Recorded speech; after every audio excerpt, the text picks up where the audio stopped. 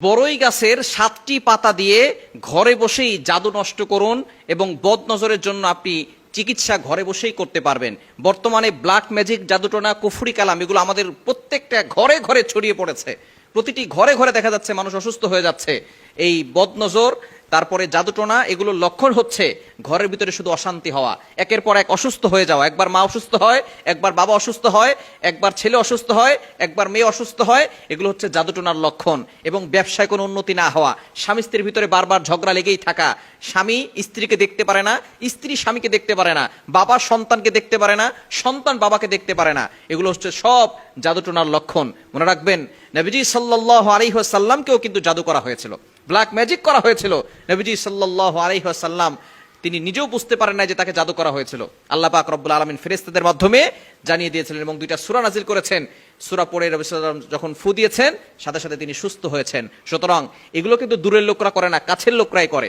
আপনার চাচারা, চাচাতো ভাইরা, এরপরে কাছের লোক যারা আছে তারাই কিন্তু এই ধরনের সমস্যা করে। অনেক সময় দেখবেন মেয়ের বিয়ে হচ্ছে না, সবকিছু ঠিকঠাক, কথাবার্তা সবকিছু ক্লিয়ার, আগামীকাল বিয়ে, আজকে রাতে ফোন দিয়ে বলতেছে বিয়ে হবে না। এরকম করে অনেক মেয়ের বিয়ে হচ্ছে না। সুতরাং এগুলো হচ্ছে জাদুটোনার লক্ষণ। আপনি ঘরে বসেই জাদু নষ্ট করতে পারবেন, কোনো কবিরাজের কাছে যাওয়ার দরকার নাই। কবিরাজের কাছে গেলে যায়, আবার অনেকে ফোন দিয়ে বলে হুজুর আমাদেরকে একটু হাজিরা করে দেখেন। এগুলো কিচ্ছু করার দরকার নাই।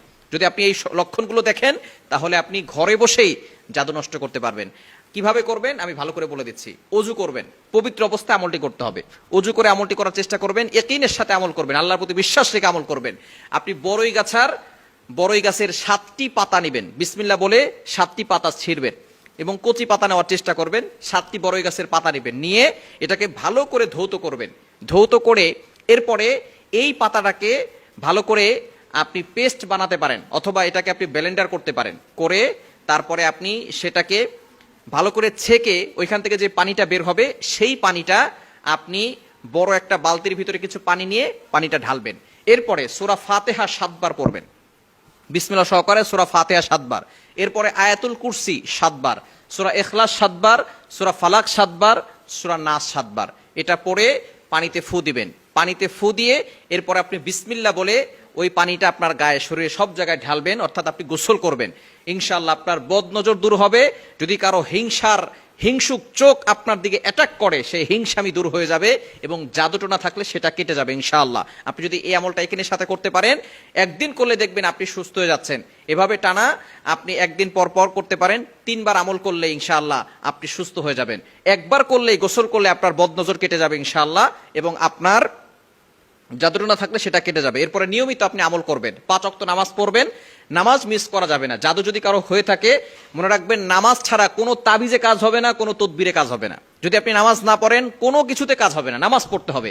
নবীজি সাল্লাল্লাহু আলাইহি ওয়াসাল্লাম বলেছেন, যদি আমলে কাজ করাতে চাও, দোয়া কবুল করাতে চাও, তাহলে অবশ্যই আল্লাহর ইবাদত করতে হবে। আপনি নামাজ না পড়ে কোনো আমলে কাজ হবে না।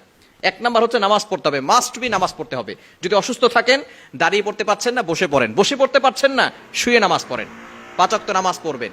এরপরে আপনি শরীর বন্ধ করে রাখবেন, আয়াতুল কুরসি আর 4 কুল, সূরা ইখলাস, সূরা ফালাক, সূরা নাস, শুরুতে কাফিরুন, এটা পড়ে শরীর বন্ধ করে রাখবেন। ইনশাআল্লাহ দুনিয়ার কেউ আপনাকে ক্ষতি করতে পারবে না।